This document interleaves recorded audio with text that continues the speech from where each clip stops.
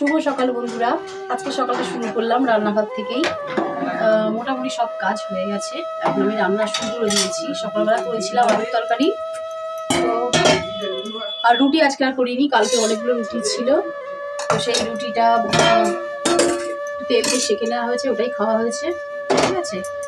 আর হচ্ছে এই যে মা কালকে পপু শোনার জন্য করেছিল এই সরষের ডাল। হ্যাঁ, ও যাস না, বাইরে যাস না, মার খাবি। বাইরে বলছে বাদর এসছি, তো বাইরে সব গিয়ে বন্ধ করে দে, নাহলে চড় খাবি। বাদরের হাতে চড় খেয়ে যাবি নইলে।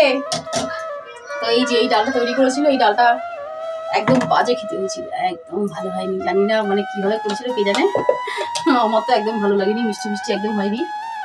তো যাই হোক, ওই আলুর চচ্চড়ি যেটা করেছিলাম ওটা দিয়ে রুটি খাওয়া হয়েছে।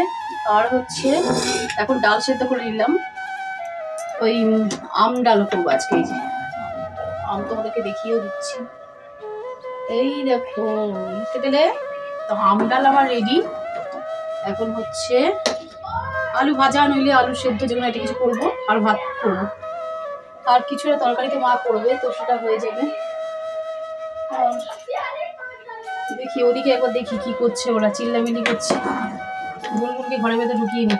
এই গুনগুন, বাইরে যাস না, মারলে কিন্তু একদম 5 এগুলো দাগ বসে যাবে কিন্তু। তো চলো দেখতে থাকো ব্লগটা, আশা করছি ভালো লাগবে। আরে চলে আয় এদিকে।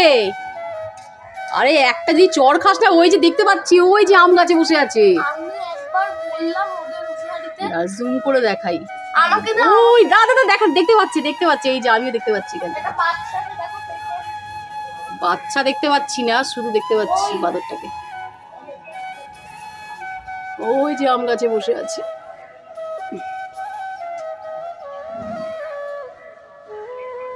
নাববে না, ওখানেই বসে থাকবে নাকি? আর একটু জুম কারা, তুই যাস না গুনগুন। যাক বাবা, আমার সময় নেই, আমি রান্না করি। বেলায় আবার গুনগুনের পরীক্ষা আছে। এই দেখো একটুখানি ওদিকে গেছি, দেখো কি অবস্থা হলো।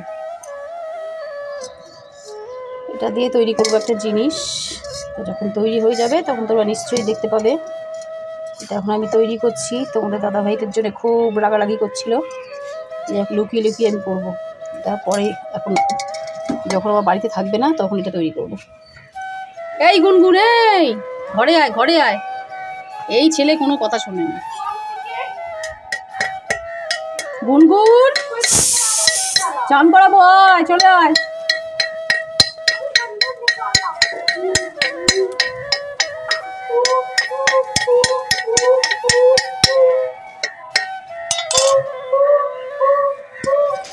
তো ওদিকে রান্নাঘরে রান্না হচ্ছে, রান্না চাপিয়ে তারই ফাঁকে একটু কাগজ কাটতে চলে এলাম। কারণ যে চাঁদমালাটা আমি করি তাতে তো অনেক কাগজ লাগে, তো সেই কাগজটা কাটার মানে এক্সট্রা সময় আমার আর হয়। তো ভাবলাম এখন রান্নাটা চাপিয়ে একটুখানি গ্যাসটা আস্তে দিয়ে এসেছি, দিয়ে একটু কাগজ কেটে নেবো। আর আজকে হচ্ছে গুনগুনের লাস্ট পরীক্ষা, স্কুলে হয়তো ঢুকিয়ে দিয়ে আসবি নে। Tata tata. আরে ও পরে নিয়ে আসবে, আবার বলেছে বা দিয়ে আসবে, তার জন্য আরে কিছু হবে না, ফাঁকা আছে। আচ্ছা সাবধানে যা। আচ্ছা নে, ভালো করে ধর গুনগুন। Tata tata tata.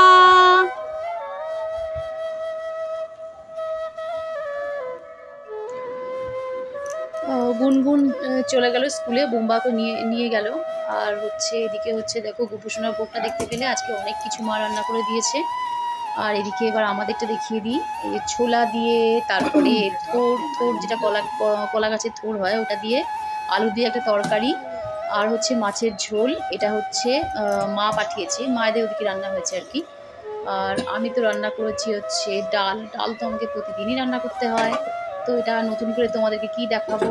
এটা হচ্ছে আম ডাল, আর এটা হচ্ছে আলু সেদ্ধ। এত কিছু রান্না করে দিয়েছে, আর আমি আর কি রান্না করবো এক্সট্রা করে। আর দেখো সন্ধ্যাবেলা আজকে প্রচুর কাজ নিয়ে বসেছি। প্রচুর কাজ বলতে দেখে তোমরা বুঝতেই পারছো যে আমি গোপু সোনার জামা তৈরি করছি। আর দেখতে পাচ্ছ দুটো একই কালারের দুটো জামা। এই এই ব্লাউজ পিসটা দুদিন আগের ব্লগটা যদি তোমরা দেখে থাকো তো দেখতে পাবে যে আমাকে ব্লাউজ পিস অনেকগুলো দিয়ে গেছিলো এই কাকিমা আর ব্যাগটা। তো তার মধ্যে থেকে এই যে ব্লু কালারের ব্লাউজ পিসটা দিয়ে দুটো জামা বানাবো। একটা হচ্ছে গোপু সোনার, আর একটা কার জামা বলো তো? আর একটা জামা হচ্ছে আমাদের লাড্ডুর, মানে দিদি ভাইয়ের গোপালের। আর দিদি ভাইয়ের গোপালের নাম তো আমি দিয়েছি লাড্ডু, তো লাড্ডুর একটা জামা হবে আর আমাদের গোপু সোনার একটা। তো চলো জামাটা তৈরি করে নিই, তারপরে আবার যখন তৈরি পুরো কমপ্লিট হয়ে যাবে তখন তোমাদের দেখাবো। তবে আজকে কমপ্লিট হবে কিনা বলতে পারছি না, তবে ইচ্ছা আছে দুটো জামাই কমপ্লিট করার। তো মাঝখানে সে ফুলের ডিজাইনটা করে নিয়েছি দেখতেই পেলে। আর এই জামা তৈরি করতে এত মানে রাত হয়ে গেছে। তো দেখো এইটা আমাদের গোপু সোনার, মানে যে কোনো একজন পরলেই হলো। এটার হ্যান্ডেলটা আর কি এরকম করেছি, মানে গলায় বেঁধে দেবে তাহলে টাইট হয়ে থাকবে আর কি। আর একটা হ্যান্ডেলটা মানে হাতাগুলো, হ্যান্ডেল বলতে আর কি হাতাগুলো দেখো এটা এরকম তৈরি করেছি। এটা হচ্ছে লাড্ডু। তো লাড্ডু তো একটু ছোট গোপু সোনার থেকে, তার জন্যে লাড্ডুর জামাটা ওরকম তৈরি করেছি। আর রাত্রিবেলায় ডাল তো ছিল, অমলেট করে নিয়েছি, গুনগুনকে দিয়ে দিয়েছি খেতে। আর এদিকে আমি দেখো এখনও পর্যন্ত কাজ করে যাচ্ছি। ভাবলাম কমপ্লিট করব, তোমাদেরকেও তো বললাম যে কমপ্লিট জামাটা করব আজকে, কিন্তু এত রাত হয়ে গেছে মানে তো আজকে আর মনে হচ্ছে হবে না। তো যাই হোক এটা আবার পরের দিন করব, রেখে দেবো আজকে, কারণ রাত হয়ে গেছে আর পাচ্ছি না, চোখ জ্বালা করছে মানে সেলাই করতে করতে। হাতে সেলাই বোঝোই তো তোমরা, বেশিক্ষণ সেলাই করলেই চোখ জ্বালা করে। তো যাই হোক মোটামুটি বেশিরভাগ কাজটাই আমার হয়ে গেছে, আর বাকি কাজটা কালকে করব। আর আরেকটা অন্য একটা কালার ব্লাউজ পিসের থেকে কেটে নিয়েছি, সরু ফিতার মতন কেটে নিয়েছি। কেটে নিয়ে এবার সেটা এই জামার পাড়গুলোতে বসাবো। আসলে জরিগুলো আছে, কিন্তু জরি আমি রেখেছি কোথায় রেখেছি এখন খুঁজেই পাচ্ছি না। তো এখন আর সময় নষ্ট করবো না বেশি, পয়লা বৈশাখ এসেই গেছে। এখন যদি জামা তৈরি করি তবে আর কবে তৈরি করব। তো যাই হোক ভালোই লাগছে দেখো, নীলের মধ্যে একটা পিঙ্ক কালারের একটা ওই যে এই ব্লাউজটা থেকে একটুখানি, এই ব্লাউজ পিসটা থেকে একটুখানি কেটে নিয়েছি। তো ব্লাউজ পিস এখনো 3-4খানা আছে, মোটামুটি অনেকগুলোই।